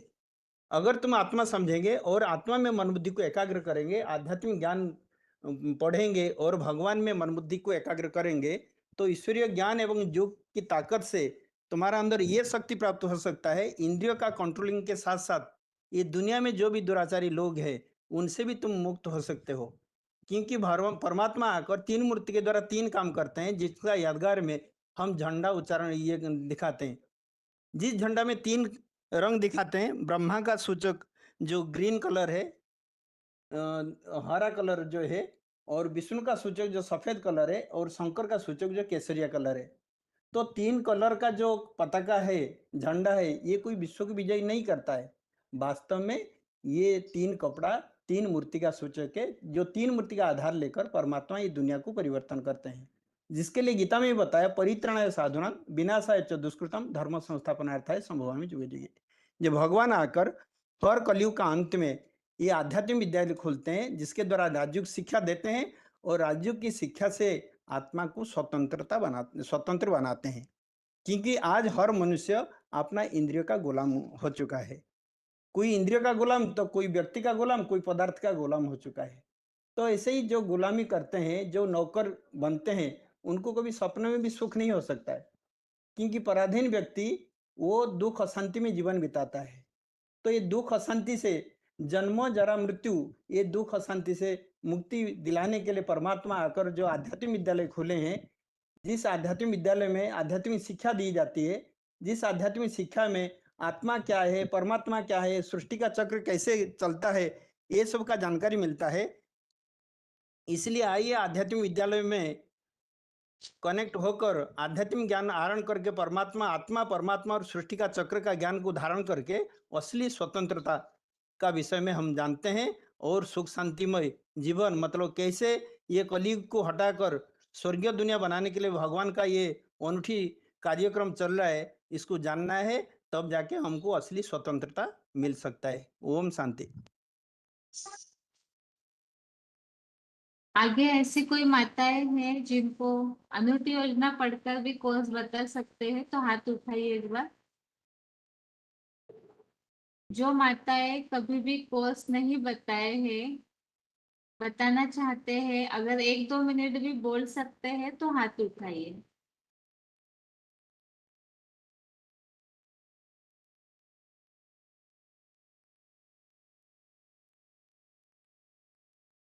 ओम शांति। हाँ जी, ओम शांति जी। हाँ जी माता जी। ओम शांति। हाँ जी, स्वतंत्र के बारे में बोलूंगी। आज सब स्वतंत्र 15 अगस्त स्वतंत्र दिवस मनाते हैं। तो मनाते हैं तो बल्कि जानते नहीं है कि स्वयं पर कभी स्वतंत्र हुए, देश को आजाद हुए, बल्कि स्वयं सब पर अधीन में फंस गए हैं। जो गीता में है, पर अधीन सपने सुख नहीं करत करत। तो सब अभी नौकरी चाकरी, सब पढ़ाई पढ़ते हैं नौकरी के लिए, तो नौकरी में कोई सुख शांति है तो दूसरे को नौकरी कर रहे हैं।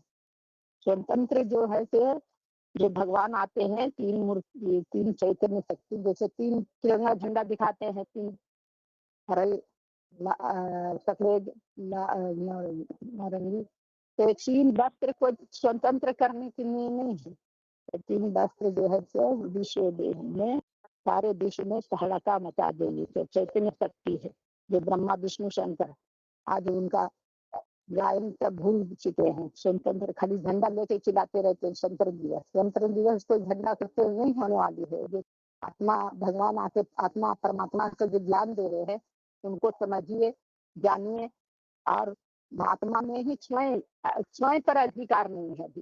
काम विकार, 5 विकार में फंसे हुए हैं, काम क्रोध लोभ मोह अहंकार में। मेरा वह मेरा करके सारी दुनिया अभी भसम रमाते जा रहे हैं, और जिसकी दुनिया प्राप्ति होते जा रही है।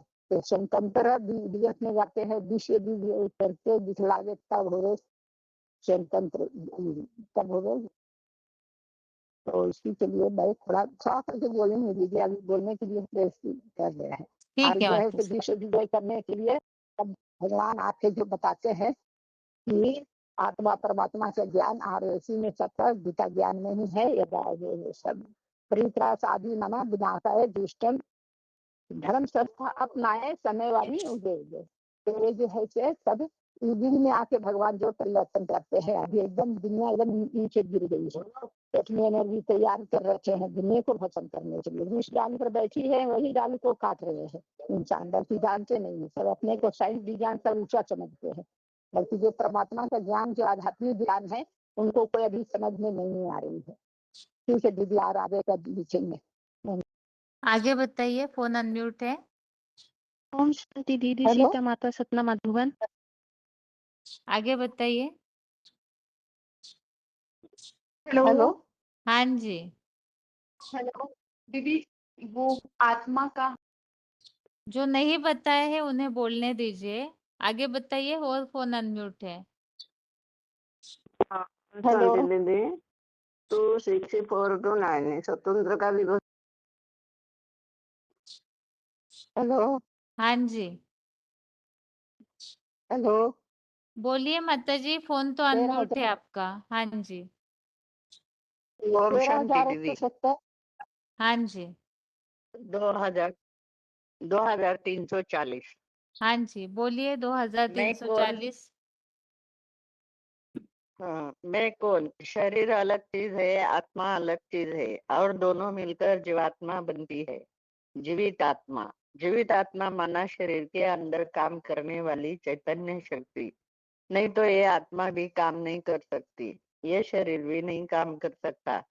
इसकी मिसाल एक मोटर और ड्राइवर से दी हुई है। जैसे मोटर होती है, ड्राइवर उसके अंदर है तो मोटर चलेगी, ड्राइवर नहीं है तो मोटर नहीं चलेगी। मतलब ये है कि आत्मा, एक भाई ने कहा वायु है, वायु नहीं है। पृथ्वी जल वायु अग्नि आकाश ये तो 5 तत्व अलग है जिनसे ये शरीर बना है। आत्मा निकल जाती है तो भी शरीर के अंदर 5 तत्व रहते हैं। उनको जलाया जाता है या मिट्टी में दबाया जाता है, वो तो जड़ तत्व है। लेकिन आत्मा उनसे अलग क्या चीज है? वो मन और बुद्धि स्वरूप एक अति सूक्ष्म ज्योति बिंदु है, जिसको गीता में कहा गया है अनो अनोरणीयांसम अनुस्मरेत है। मतलब अणु से भी अनुरूप बताया। अणु है लेकिन ज्योतिर्मय है। वो ज्योतिर्मय अणु जो है उसमें अनेक जन्मों के संस्कार भरे हुए हैं। मन बुद्धि के अंदर मन बुद्धि को ही आत्मा कहा जाता है। एक वेद की ऋचा में भी बात आई है, मन रेवा आत्मा। मन को ही आत्मा कहा जाता है। आदमी जब शरीर छोड़ता है, आत्मा शरीर को ही आत्मा कहा जाता है। आदमी जब शरीर छोड़ता है, आत्मा शरीर छोड़ती है, तो ये थोड़े ही कहा जाता है कि मन बुद्धि रह गई और आत्मा चलेगी। सब कुछ है, लेकिन मन बुद्धि की जो शक्ति है वो चले गई, माना आत्मा चलेगी। तो मन बुद्धि की पावर जो है वास्तव में उसका दूसरा नाम आत्मा है। मन बुद्धि में इस जन्म के और पूर्व जन्म के संस्कार भरे हुए हैं। संस्कार माना अच्छे बुरे जो कर्म किए जाते हैं, उन कर्मों का जो प्रभाव बढ़ जाता है उसको कहते हैं संस्कार। जैसे किसी परिवार में कोई बच्चा पैदा हुआ, कसाईयों का परिवार है, बचपन से ही वह गाय काटी जाती है। उस बच्चे से जब बड़ा हो जाए, पूछा जाए कि तुम गाय काटते हो, बड़ा पाप होता है, तो उसकी बुद्धि में नहीं बैठेगा। उसके संस्कार ऐसे पक्के हो गए। उसी तरीके से ये संस्कार जो है वो एक तीसरी चीज है। तो मन बुद्धि और संस्कार ये 3 शक्तियां मिलकर के आत्मा कही जाती है। ओम शांति। आगे बताइए। हेलो हाँ जी। शांति। हेलो हाँ जी। 13,070। हाँ जी, हेलो बोलिए माता जी, भगवान बोलिए। भगवान सर्वव्यापी नहीं है, इस टॉपिक पे बताएंगे। हाँ जी। तो सभी कहते हैं भगवान सर्वव्यापी नहीं, सर्वव्यापी है हमारे में तुम्हारे में, पर भगवान तो सर्वव्यापी नहीं है, भगवान तो एक व्यापी होके आते हैं। ये 3 मूर्तियों का बातें लेते हैं और तीसरी मूर्ति शंकर द्वारा ही सारा कार्य करते हैं।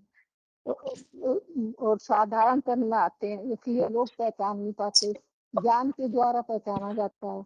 तो श्लोक है, जानन्ति मूढ़ा मनुष्य आश्रितम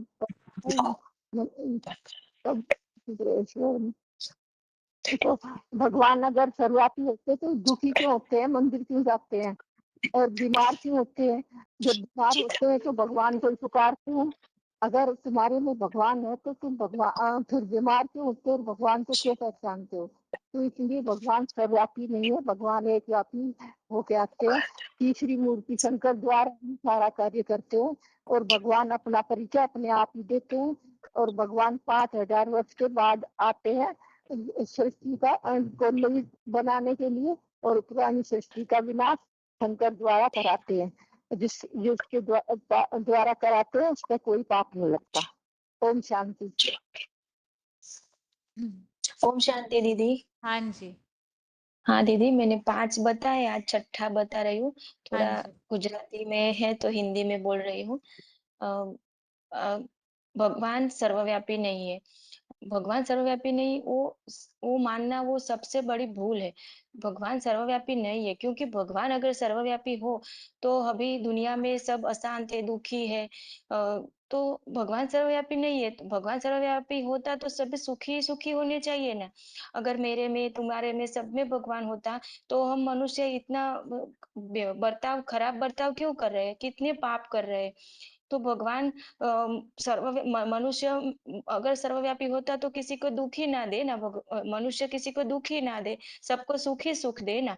और भगवान जो है वो तो हमारी आत्मा का पिता है, वो तो अजन्मा है, और मनुष्य तो जन्म मरण के चक्र में आते हैं। तो गीता में भी कहा है 4:9 में, जन्म कर्म च मे दिव्यम, यानी कि मेरा जन्म और कर्म दिव्य है। तो सोचने की बात है, भगवान सर्वव्यापी कैसे हो सकता है। फिर गीता में वो भी बताया है 4:7 में, यदा यदा ही धर्मस्य ग्लानिर्भवति भारत। तो जब धर्म की ग्लानि होती है तब तब मैं आता हूँ, स्वयं आता हूँ, ऐसा भगवान ने कहा। तो फिर अगर भगवान जो ये सृष्टि पर मौजूद हो तो उन्हें आने की क्या जरूरत।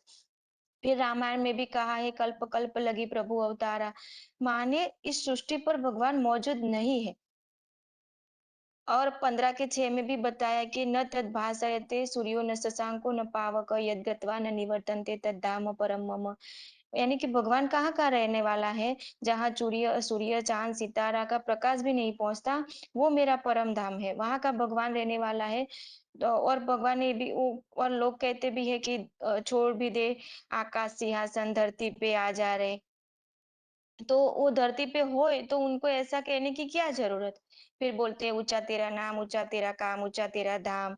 तो हम कुछ बोलते, कुछ कहते तो बोलते कि ऊपर वाला, उसका नाम काम धाम सब ऊंचा है तो उसको ऊपर वाला कहते हैं। तो वो ऊपर ऊपर का रहवासी हो गया। तो और एक एक तरफ हम कहते हैं कि भगवान कण कण में है, घट घट में है, और एक तरफ कहते हैं कि ऊपर वाला। तो फिर वो तो भगवान सुप्रीम अथॉरिटी हो, तो कैसे कण कण पत्थर टिक्कर में हो सकता है। हम आगे चित्र में देखेंगे कि एक भाई है, वो बोल रहा है हे प्रभु जी दुख हरो। तो मनुष्य जब दुखी रोगी होता है तो भगवान को पुकारता है, तो उससे साबित होता है कि भगवान उनके अंदर भी नहीं है। अगर हमारे अंदर भगवान होता तो भगवान हमें बीमारी ना पड़ने दे ना, हम बीमारी कभी ना पड़े। फिर कई लोग बोलते हैं कि डॉक्टर भगवान का रूप है, परंतु जो डॉक्टर जब ऑपरेशन करता है, कोई बड़ा केस आता है, सीरियस केस होता है, तो वो भी बोलता है कि इस पेशेंट के लिए आप भगवान को याद करो। तो उससे साबित हो गया कि भगवान डॉक्टर के अंदर भी नहीं है। फिर भगवान अगर सब में हो, सब जगह हो, तो हम मंदिर क्यों जाते हैं। मंदिर में हम पूजा करने जाते हैं। तो अगर हमारे अंदर भगवान हो तो हमें मंदिर जाने की जरूरत ही नहीं है, हम अपनी ही पूजा खुद ना कर ले। फिर बोलते हैं कि सबका मालिक एक है, यानी कि सब बधानो पिता, सबका पिता एक है।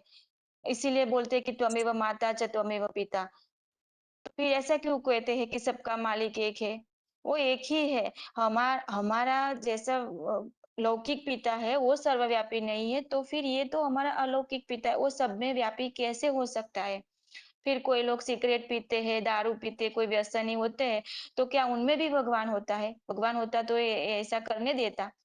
फिर आगे हम देखेंगे चित्र में कि एक भाई है, वो लोखंड को अग्नि में मेल्ट कर रहा है। तो लोखंड अग्नि के संपर्क में आया तो अग्नि का रंग लोखंड को चढ़ गया। तो अगर भगवान वैसे ही अगर भगवान हमारे अंदर होता तो भगवान के अंदर तो कितने गुण हैं, वो तो सद्गुण ही है। तो हम मनुष्य भी गुणी गुणी होने चाहिए ना, भगवान के जैसे गुण हमारे में भी होने चाहिए ना। लेकिन ऐसा नहीं है, भगवान हमारे अंदर नहीं है। फिर कई लोग ऐसा बोलते हैं अगर हमारे में होता तो मनुष्य में तो कितने अवगुण है और भगवान में तो गुण है, तो भगवान जैसे गुण हमारे में तो है नहीं, इसीलिए भगवान हमारे में नहीं है। फिर आगे चित्र में हम देखेंगे कि एक भाई एक स्त्री की लाज लूट रहे हैं, उनका चीरहरण कर रहे हैं और एक भाई दूसरे भाई की हत्या कर रहे हैं। अगर उन सब में भगवान होता तो क्या वो लोग इतने दुष्कृत्य करते सही? नहीं ना। फिर हम आगे चित्र में देखेंगे कि एक साधु है, वो खड़ताल बजा के बोल रहे हैं कि हे प्रभु जी दर्शन दो। और वही साधु संत ऋषि मुनि जब प्रवचन करते हैं तो ऐसा बोलते हैं कि शिवो हम। तो अगर उनमें से भगवान है तो वो क्यों बोले? उनको दर्शन की क्या जरूरत, भगवान के दर्शन की? तो फिर आगे बोल देखते कि गीता में अर्जुन ने बोला है भगवान को उनका रूप देखने की इच्छा प्रकट की है गीता में 11 के तीसरे चौथे अध्याय में कि भगवान आप ऐसे हो तो मुझे आपके स्वरूप को देखना है। तो भगवान ने जवाब में बताया 11 के 8 में दिव्यम ददामि ते चक्षु पश्चिमी योगमेश्वरम, यानी कि भगवान ने कहा कि मुझे देखने के लिए ज्ञान का तीसरा नेत्र मैं तुम्हें देता हूँ, उससे तुम मुझे जान सकोगे। और फिर कहते हैं कि भगवान आगे चित्र में है कि मगरमच्छ मछली को खाता है। तो ऐसे गंध खाने वाले प्राणियों में क्या भगवान हो सकता है? तो उससे साबित हो गया कि भगवान पर प्राणियों में भी नहीं है। और माता जी भगवान को आपको रुकना होगा, अगले हाँ क्लास दीदी, का हाँ टाइम हो रहा है। ठीक अगले है दीदी। क्लास में कंटिन्यू कीजिए आप, ठीक है। हाँ दीदी, हाँ हाँ। ओम शांति दीदी। आज के लिए गीता क्लास यहाँ ही पूरा करते हैं। ओम शांति।